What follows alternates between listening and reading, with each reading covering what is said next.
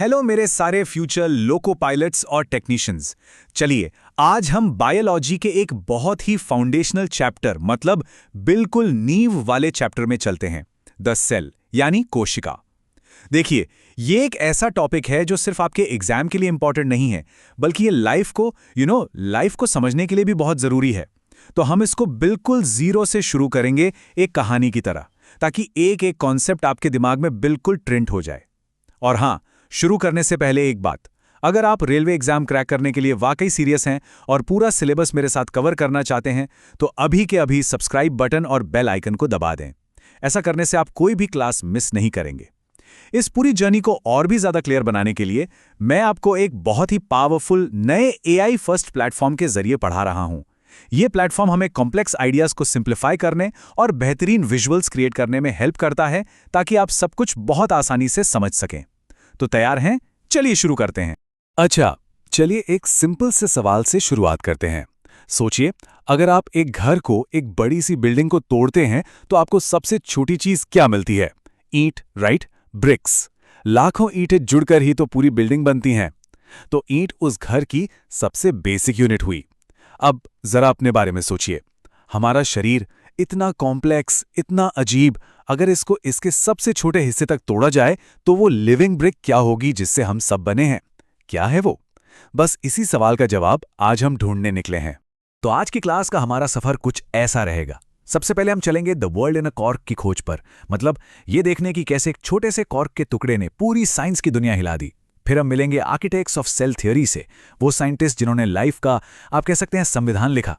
उसके बाद हम समझेंगे लाइफ्स 2 बेसिक डिजाइंस, यानी लाइफ के 2 अलग अलग ब्लूप्रिंट्स। और आखिर में आपके एग्जाम के लिए एक जोरदार क्विक फायर राउंड होगा, जिसमें सारे इंपॉर्टेंट फैक्ट्स हमेशा के लिए याद कर लेंगे।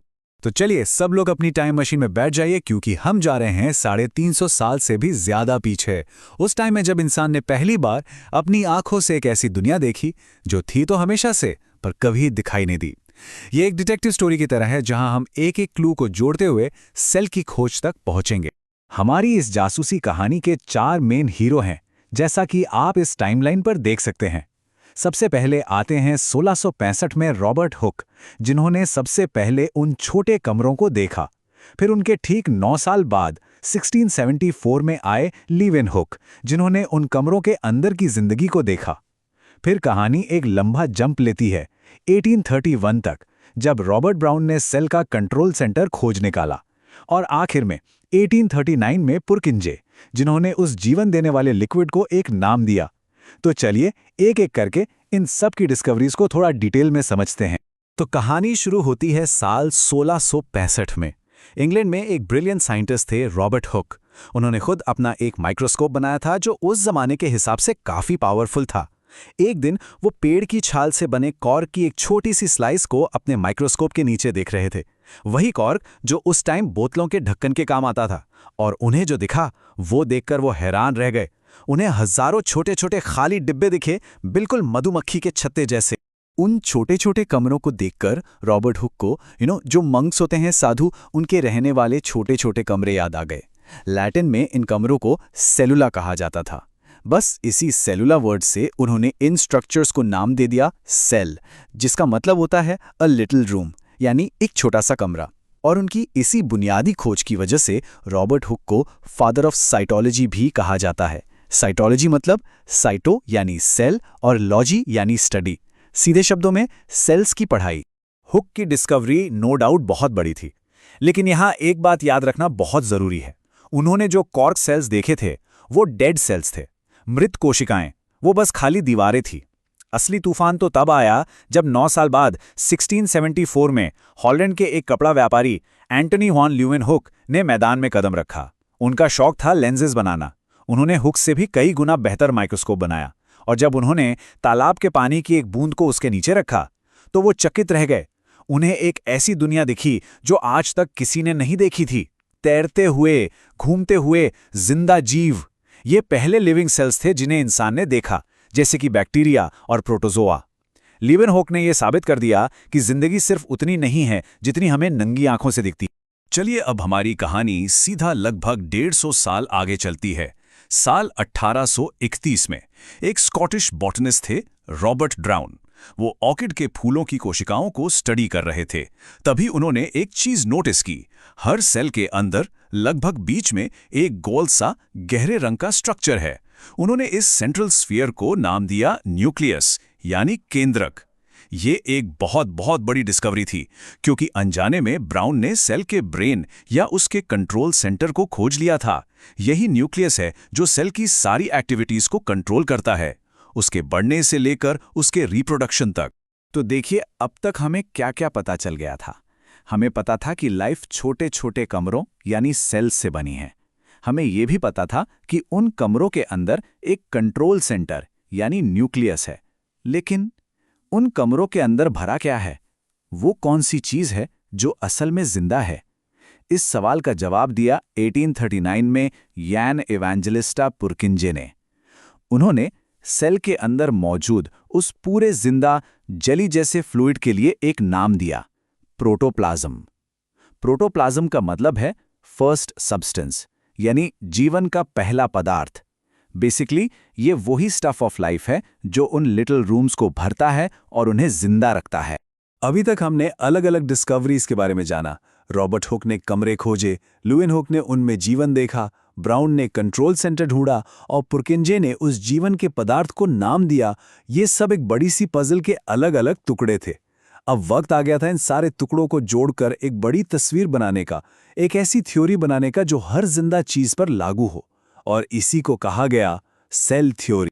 और यहाँ कहानी में एंट्री होती हैं दो जर्मन साइंटिस्ट्स की। जैसा आप देख सकते हैं, 1838 में एक बॉटनिस्ट मथियास श्लाइडन, जो पौधों पर रिसर्च कर रहे थे, उन्होंने हजारों पौधों को स्टडी करके कहा कि सारे पौधे सेल से ही बने हैं।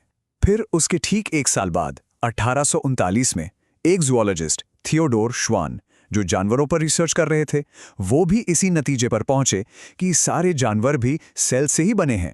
कितनी अजीब बात है ना? दो अलग अलग फील्ड के साइंटिस्ट एक ही सच तक पहुंचे जिसने बायोलॉजी की नींव ही बदल दी। तो श्लाइडन और श्वान ने मिलकर सेल थियरी के पहले 2 पॉइंट्स दिए। पहला, all living organisms are composed of 1 और मोर सेल्स, यानी हर जिंदा चीज, चाहे वो छोटा सा बैक्टीरिया हो या बड़ी सी वेल, सेल से बनी है। दूसरा, the cell is the basic structural and functional unit of life, यानी सेल ही वो ईंट है जिससे शरीर बनता है, और सेल ही वो फैक्ट्री है जहां जिंदगी के सारे काम होते हैं, जैसे सांस लेना, एनर्जी बनाना, सब कुछ। लेकिन इस थ्योरी में एक बहुत बड़ा सवाल अभी भी अधूरा था। सेल थ्योरी बहुत अच्छी थी, पर उसमें एक सवाल का जवाब नहीं था। ये नए सेल्स आते कहां से हैं? क्या ये अचानक हवा में से बन जाते हैं, जैसा उस टाइम कुछ लोग मानते थे? इस पहेली को सुलझाया एक और जर्मन डॉक्टर रूडोल्फ विर्चो ने साल 1855 में। उन्होंने इस थ्योरी में एक तीसरा और बहुत ही जरूरी पॉइंट जोड़ा, जिसने इस थ्योरी को पूरा कर दिया। वर्चो ने अपनी बात एक बहुत पावरफुल लैटिन लाइन में कही, ओमनिस सेल्यूला ई सेल्यूला। इसका मतलब बहुत सिंपल लेकिन बहुत गहरा है। All cells arise from pre existing cells, यानी हर नया सेल पहले से मौजूद सेल के टूटने से यानी डिवीजन से ही बनता है, वो अपने आप कहीं से पैदा नहीं होता। इस एक लाइन ने जीवन की कॉन्टिन्यूटी के राज को खोल दिया। तो अब हमें पता है कि सारी जिंदगी सेल्स से बनी है, और ये सेल्स पुराने सेल्स से ही आते हैं। लेकिन क्या सारे सेल्स एक जैसे होते हैं? क्या एक बैक्टीरिया का सेल और एक इंसान का सेल सेम डिजाइन का होता है? नहीं। मोटे तौर पर लाइफ के 2 बेसिक डिजाइन्स हैं, प्रोकैरियोटिक सेल्स और यूकैरियोटिक सेल्स। चलिए इन दोनों के बीच का सबसे बड़ा फर्क समझते हैं। अच्छा, तो इन दोनों डिजाइन्स को समझने के लिए ना एक बहुत सिंपल सी एनालॉजी यूज करते हैं। सोचिए, जो प्रोकैरियोटिक सेल है वो एक सिंपल कैबिन जैसा है, मतलब एक छोटी सी झोपड़ी। जिंदा रहने के लिए जो भी सामान चाहिए सब है उसके पास, लेकिन सब कुछ एक ही कमरे में इधर उधर फैला हुआ है। इसका जो मेन चीज है ना, डीएनए, वो भी बस एक कोने में पड़ा है जिसे हम न्यूक्लियोइड कहते हैं। उसके आसपास कोई दीवार यानी न्यूक्लियर मेम्ब्रेन नहीं है, बिल्कुल सिंपल। अब आते हैं यूकैरियोटिक सेल पर। यह है एक मॉडर्न मैंशन, एकदम शानदार हवेली। यहां हर काम के लिए अलग कमरा है जिनको हम कहते हैं ऑर्गेनेल्स। और सबसे इंपॉर्टेंट, इसका जो डीएनए है वो एक मास्टर बेडरूम में एकदम सेफ रखा है, और उस बेडरूम के चारों तरफ एक पक्की दीवार है, द न्यूक्लियर मेम्ब्रेन। तो सबसे बड़ा डिफरेंस क्या हुआ? वही दीवार यानी न्यूक्लियर मेम्ब्रेन का होना या ना होना। हम इंसान, जानवर, पौधे सभी यूकैरियोटिक सेल से बने हैं। चलिए, अब तक हमने जो भी पढ़ा है ना, उसको आरआरबी एएलपी एग्जाम के पॉइंट ऑफ व्यू से एकदम पक्का कर लेते हैं। ये है हमारा रैपिड फायर राउंड। मैं सवाल पूछूंगा और आप मन में जवाब सोचना। ये वो पॉइंट्स हैं जो बिल्कुल टिप्स पर होने चाहिए। पहला सवाल, साइटोलॉजी का जनक यानी फादर ऑफ साइटोलॉजी किसे कहा जाता है? सोचिए, किसने सबसे पहले उन लिटिल रूम्स को देखा और उन्हें सेल नाम दिया? सोच लिया? बिल्कुल सही जवाब है रॉबर्ट हुक। 1665 में उन्होंने ही डेड कॉक सेल्स को देखकर साइटोलॉजी की नींव रखी थी। अगला सवाल, किस साइंटिस्ट ने कहा था कि सारे नए सेल्स पहले से मौजूद सेल्स से ही बनते हैं? याद कीजिए वो फेमस लैटिन लाइन। एक्सीलेंट, सही जवाब है रूडोल्फ विर्चो, और उनकी लाइन थी ओमनी सेलुला ई सेलुला। तीसरा और बहुत इंपॉर्टेंट सवाल, प्रोकैरियोट्स और यूकैरियोट्स के बीच सबसे बड़ा मेन डिफरेंस क्या है? वो सिंपल कैबिन और मॉडर्न मैंशन वाली एनोलॉजी याद कीजिए। एकदम सही। सबसे बड़ा फर्क है यूकैरियोट्स में एक वेल डिफाइंड न्यूक्लियर मेम्ब्रेन का होना, वही दीवार जो न्यूक्लियस को प्रोटेक्ट करती है और जो प्रोकैरियोट्स में नहीं होती। और आखिर में कुछ फैक्ट्स जो सीधे सीधे एग्जाम में आ सकते हैं। अगर पूछें कि दुनिया का सबसे छोटा सेल कौन सा है, तो जवाब है माइकोप्लाज्मा, जो एक तरह का बैक्टीरिया है। और अगर पूछें कि ह्यूमन बॉडी का सबसे छोटा सेल कौन सा है, तो जवाब होगा स्पर्म सेल। कभी कभी ऑप्शंस में रेड ब्लड सेल्स यानी आरबीसीज भी दे देते हैं, तो आपको ऑप्शंस के हिसाब से जवाब देना होगा। तो आज हमने सेल की डिस्कवरी, सेल थियरी और उसके बेसिक टाइप्स को समझ लिया है। लेकिन कहानी यहाँ खत्म नहीं होती। ये तो बस इंट्रोडक्शन था। असली सवाल तो अब शुरू होता है। उस सेल के अंदर, उस मॉडर्न मैंशन के अंदर होता क्या है? उसके अलग अलग कमरे यानी ऑर्गेनेल्स क्या हैं और वो क्या काम करते हैं, ये सब हम जानेंगे अपनी अगली क्लास में। अगर इस डिटेल में समझाने से आपकी मदद हुई हो तो लाइक बटन जरूर दबाना और इसे अपने दोस्तों और स्टडी ग्रुप्स में शेयर करना ताकि उनकी भी हेल्प हो सके। हमारी आरआरबी बायोलॉजी सीरीज के अगले वीडियो के लिए यहां क्लिक करें और याद रखिएगा, हर चैप्टर के बाद आपको इंटरैक्टिव क्विजेज मिलेंगे जिससे आप अपनी अंडरस्टैंडिंग टेस्ट कर सकते हैं। ये सारे क्विजेज आपको हमारे टेलीग्राम ग्रुप में मिलेंगे जिसका लिंक वीडियो के डिस्क्रिप्शन में है। उस ग्रुप में आपको फ्री ऑडियो क्लासेस भी मिलेंगी जिनको सुनकर आप बहुत आसानी से सारे कॉन्सेप्ट्स रिवाइज कर सकते हैं। और अगर आपके पास कोई भी सवाल हो, आप ग्रुप में कभी भी पूछ सकते हैं।